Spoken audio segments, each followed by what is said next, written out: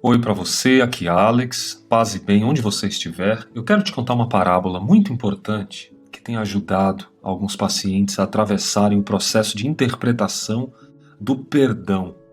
Essa parábola ela é bem conhecida e eu faço questão de contá-la mais ou menos da forma com que a gente tem entendido. A parábola do servo impiedoso.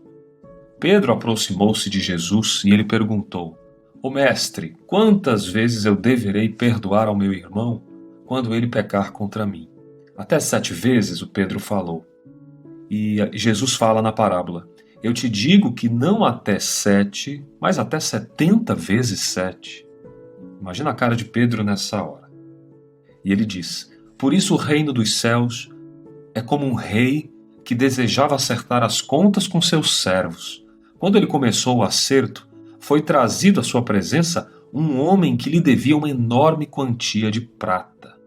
Como ele não tinha condições de pagar, o Senhor ordenou que ele, sua mulher, seus filhos e tudo que ele possuía fossem vendidos para pagar a dívida. O servo prostrou-se diante do rei e lhe implorou, dizendo: tem paciência comigo, eu pagarei tudo ao Senhor. Reflete o rei que o olha de volta, tem compaixão dele, cancela a dívida e o deixa ir. Mas quando aquele servo saiu, conta a parábola que ele encontrou um dos seus conservos, que lhe devia 100 denários. Agarrou e começou a sufocá-lo, dizendo: pague-me o que deve. Então o seu conservo caiu de joelho e implorou: tenha paciência comigo e eu te pagarei, homem. Mas ele não quis. Antes saiu, mandou lançá-lo na prisão até que ele pagasse a dívida. Quando os outros servos, companheiros dele, viram o que havia acontecido, ficaram muito tristes e foram contar ao seu senhor tudo o que havia acontecido. Então o rei chama o servo e diz: fostes um servo mau? Eu cancelei toda a tua dívida porque você me implorou. Não devia você ter tido misericórdia do seu conservo, que devia você como eu tive de você? Irado, o rei o entregou aos torturadores para que ele pagasse tudo o que devia. Essa parábola Jesus contou a fim de fazê-los entender que assim seria também o Pai Celestial. Qual que é a moral dessa história para mim e para você? Quando você ver e perceber que alguém machucou, fez algo contra, alguém errou com você, lembre-se que você também errou com alguém. Lembre-se que talvez não pela mesma moeda, não pelo mesmo erro, pelo mesmo comportamento, mas você também é falho.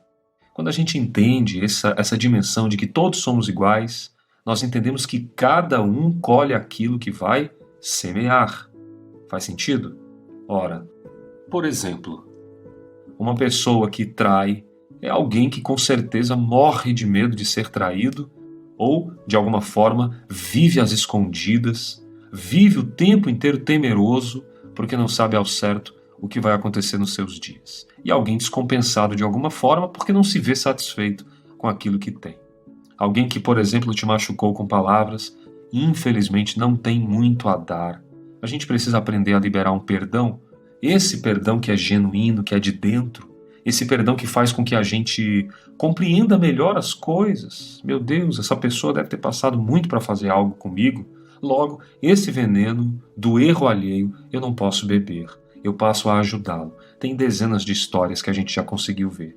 É difícil, Alex? Talvez. Se você tiver um pouquinho mais fechado para o novo, para esse jeito de pensar mais liberto, você separa exatamente a dor do sintoma. Logo, a dor é algo, o que causou o sintoma, a causa do sintoma é algo externo, não precisa estar dentro de você. Deus nos deu uma capacidade linda de nos compreendermos e, através desse exemplo de Jesus Cristo, sermos luz na vida de alguém. Sempre que eu percebo as minhas falhas, eu penso: como que eu posso ser luz na vida de alguém? O que eu faço para melhorar? Nós somos um conjunto, pessoal, em termos de saúde psíquica, nós somos um conjunto de pensamentos, nós somos um conjunto de sentimentos e comportamentos. E você sabe como é que a gente alimenta isso? Através de 3 coisas, um tripé muito importante, que é a tua vivência, aquilo que você viveu ao longo da tua vida, e essa vivência te gerou aprendizados, e esses aprendizados fizeram sentido para você, ou de repente foram foram contraídos de forma, muitas vezes, irracional. Você simplesmente faz porque o ambiente, o aprendizado, junto com o teu DNA, ele te ensinou. Então, o DNA, a formação familiar do ambiente e o aprendizado executado com essa cognição formam as tuas decisões. Formam as decisões. Por isso que nós temos que entender que cada um dá aquilo que tem. Não necessariamente eu preciso ser a vítima disso. Poderia ser qualquer pessoa. Eu sempre conto uma história do perdão.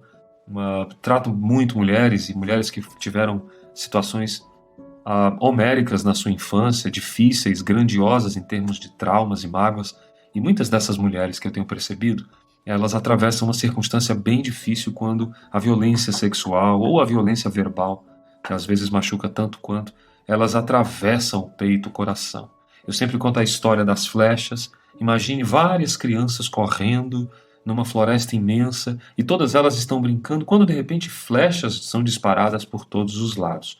E as crianças começam a correr e de repente você percebe que uma foi atingida e morreu. Outras foram atingidas no braço, ficaram bastante arranhadas. Outras levaram um susto, passou próximo aqui à orelha, e algumas sequer tiveram susto algum. Não chegaram perto das tais flechas. As flechas, claro, significam os abusos, os traumas, as violências, aquilo que é de fora para dentro que tenta nos acertar. Poderia ser qualquer pessoa no seu lugar, mas era você que estava ali naquele momento, naquela hora. Considere então os acidentes da vida. Perceba que vida real é isso. É uma floresta maravilhosa, uma floresta da qual você pode conversar, você pode dialogar, você pode viver a sua naturalidade, a sua brincadeira infanto ou a sua vida adulta de paz, quando de repente esse mal atrocede e vem, e muitas vezes sem avisar. Se você compreender a realidade do que é a vida, você vai perceber que o melhor aconselhamento que eu posso lhe dar nessa mentoria clínica aqui nesse podcast é que você perceba que vida real é isso aí. Vida real é estar assim, numa rua de hoje, num céu azul, num óculos, por exemplo, que vai evitar o sol, e daqui a pouco você já não está dessa forma. Vida real é você compreender o aqui e o agora. Como você pode estar agora?